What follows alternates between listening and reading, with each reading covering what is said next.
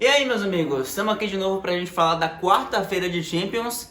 Tivemos um baita jogo daqueles clássicos históricos entre Bayern de Munique e Manchester United. 4-3 na Allianz Arena. E é o primeiro jogo que a gente vai falar hoje. Lembrando que a gente vai fazer uma análise rápida de cada uma das partidas que aconteceram nessa quarta.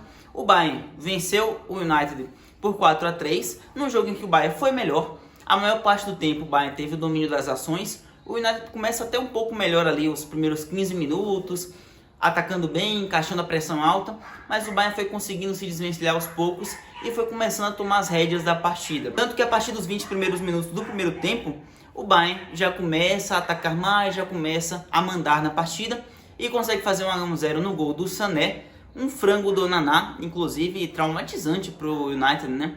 O United que teve o último goleiro De Gea, contrato não renovado, mas que fez uma carreira basicamente quase inteira no United, que era um bom goleiro, mas que falhava algumas vezes, tem algumas falhas memoráveis. Chegou na Naná, primeira temporada dele, não falando que vai falhar repetidamente, mas deixa um frango já marcante. E o Sané não tem nada com isso, fez 1-0. O Gnabry foi e aumentou a conta para o Bayern de Munique numa baita jogada do Musiala, que aliás, mais uma partida interessantíssima desse meia, de muita qualidade. O Musiala tem um futuro realmente muito promissor, ele é muito técnico, ele tem um drible curto, é interessante de observar ele jogando, é um cara com muita habilidade e boas decisões para a idade dele.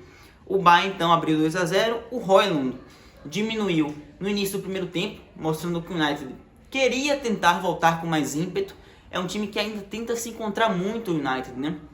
É interessante ver como a defesa é bem frágil em vários momentos.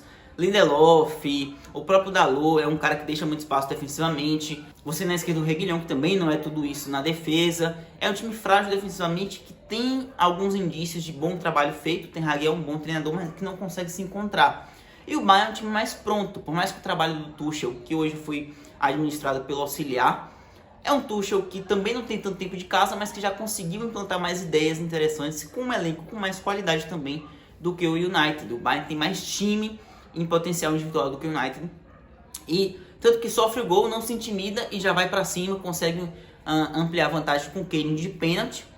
Depois disso, o jogo deu uma esfriada em certa parte, queimou um pouco do ímpeto do United desse gol na sequência do Bayern. O United só foi reagir já nos minutos finais, com o Casemiro diminuindo, mas o Marcel faz o 4-2 logo na sequência e de novo o Casemiro fazendo um segundo gol dele na partida. Partida razoavelmente interessante do Casemiro, era um cara que também, quando começou a participar mais das funções ofensivas, o United conseguiu fazer um gol, que foi o do Højlund, tem as participações dos últimos 2 gols, então o Casemiro que dos 3 gols acaba tendo participação em todos eles. E diminuiu para um 4-3 de novo, uma partida super interessante, um resultado que fica marcante, mas no geral o Bayern foi melhor, é mais time, apresentou isso e era de se esperar também pela qualidade individual que tem no seu elenco e por um United que também se encontra meio perdido na temporada e bastante irregular. Na outra partida do grupo a gente tem o Galatasaray empatando com o Copenhague em 2-2 na Turquia. A gente teve um Copenhague que abriu 2-0, inclusive. O resultado era grandioso para o Copenhague. Só que o Galatasaray acabou empatando o jogo nos 4 minutos finais. Ficou com a mais em campo a partir dos 73 minutos. E isso acabou facilitando mais a vida. Para o Galatasaray ainda sai para mim no prejuízo, tá? Porque empatar em casa com o adversário mais fácil do grupo nunca é uma boa escolha, nunca é uma boa opção. Mas para o contexto do jogo, perdendo por 2-0 em buscar o empate, acaba saindo melhor do que a encomenda.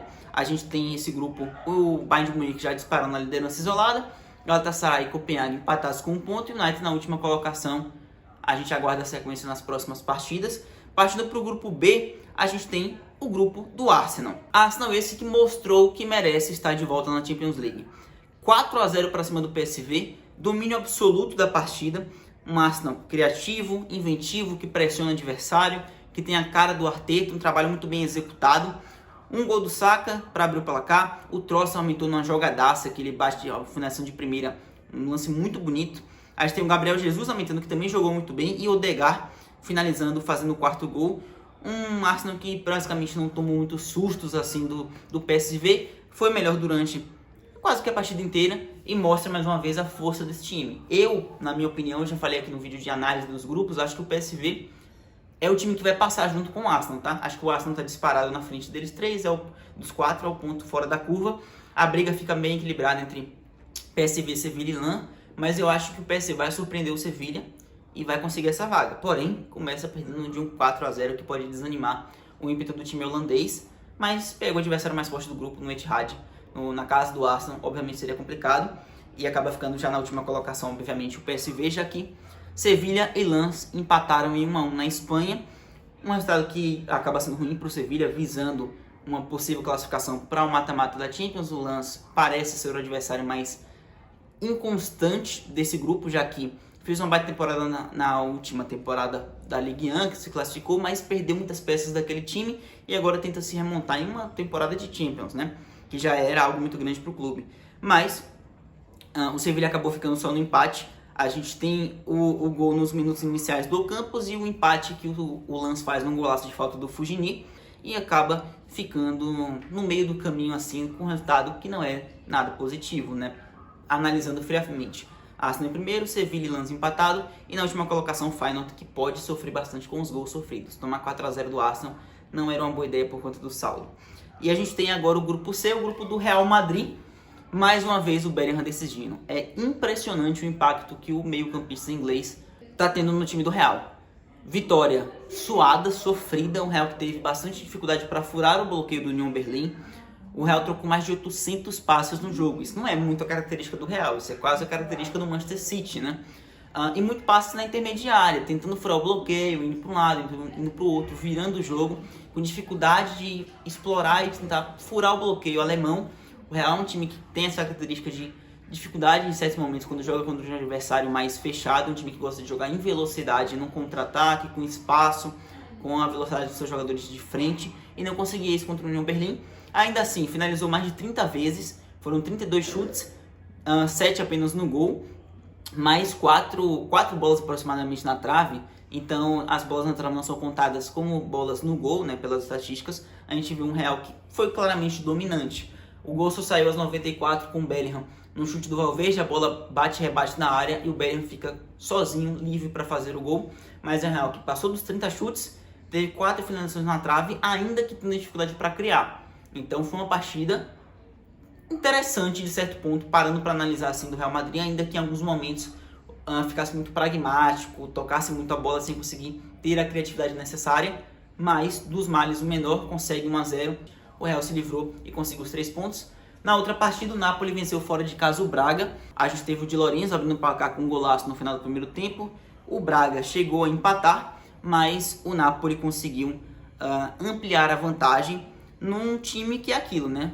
O Napoli perdeu muito em potencial com a saída do Spalletti. Eu acho que o principal problema do Napoli é esse. O Spalletti é o técnico que fez o Napoli histórico da temporada passada, campeão do campeonato italiano, que podia ter chegado até mais longe na Champions, com o Kvaratskhelia e Osimhen voando. Ele não perdeu os seus principais jogadores, mas perdeu o treinador. E com o Rudi Garcia, a temporada tem começado abaixo do nível de desempenho principalmente apresentado. Consegue a vitória contra o Braga, mas com um futebol longe de ser aquele que encantava da temporada passada, é que não tem sido durante a temporada desse início até então. Esse é o ponto principal do Napoli. O desempenho caiu. Os jogadores ficaram, mas o desempenho caiu com a saída do treinador. E o Rudi Garcia, para mim, não é o treinador que vai conseguir fazer o que o Spalletti fez. Mas termina o Napoli ficando em primeiro nessa primeira rodada, Real Madrid em segundo, a gente tem em terceiro o Union Berlin e o último o Braga. E no grupo D, o grupo da Inter de Milão, a Real Sociedad ia ganhando na Inter de Milão, ia bancando 1-0 até os minutos finais da partida, mas o Lautaro Martínez empatou aos 87, resultado que fica com gostinho de poderia ser excelente para a Real Sociedad e a Inter se livra de um resultado negativo. É importante, é um grupo muito equilibrado, né, com Real Sociedad, Inter, Salzburg, Benfica, que para mim se classificariam Benfica e Inter, por exemplo. O Benfica já tomou uma sapatada hoje. Para a Inter de Milão ter se livrado e conseguir um ponto fora de casa é importante, mas não jogou um futebol tão bonito, tão vistoso, teve dificuldades contra uma Real Sociedad, um time bem organizado, um time basco. Então é bom ficar de olho porque a Real Sociedad, por mais que tenha empatado em casa, empatou contra um dos favoritos do grupo e contra um adversário que chegou na final da última Champions League. Um time minimamente competitivo, a Inter de Milão aplicou 5-1 no Milan no final de semana passado. E a Real Sociedad conseguiu segurar o ímpeto ofensivo da Inter de Milão muito bem. Fica no empate, que pode vir a causar bons frutos lá na frente, já que na outra partida a gente teve o Benfica perdendo em casa por 2-0 para o Salzburg. O Benfica ficou com um a menos logo nos 13 minutos de partida, com a expulsão do promissor zagueiro Antônio Silva, e acabou tomando 2-0. Gols de Rocco Simic e do Oscar Gluck, o time de jovens do Salzburg, que é aquilo. É um time que, por mais que tenha muita juventude, costuma ter um método de desempenho interessante. Sai jogador, sai promessa para time adversário, para time do mais alto escalão da Europa, mas a metodologia do Salzburg continua. Ele continua fazendo times que jogam bem, que jogam futebol ofensivo, com velocidade, com ousadia. O Benfica sofreu disso, com a expulsão o jogo ficou muito mais acessível para o Salzburg e conseguiu fazer um 2-0 importantíssimo no Estádio da Luz. É muito difícil jogar contra o Benfica lá, o Salzburg foi e fez 2-0. Isso pode complicar a vida do Benfica, isso pode ser um chamariz para acender uma esperança no Salzburg. Resultado interessante que equilibra ainda mais esse grupo D, que já é tão equilibrado. No geral é isso, vamos ficando por aqui. Não se esqueçam, a gente vai estar sempre acompanhando a Champions League e também o futebol europeu no geral. Fiquem atentos aos vídeos aqui no canal, que a gente está sempre atualizando na medida do possível. Muito obrigado a você que está chegando por aqui agora. Tem gente nova chegando no canal, agradeço de verdade ao apoio. Muito obrigado, compartilhem para mais gente chegar e acompanhar o nosso canal por aqui. Valeu, até o próximo. Tchau!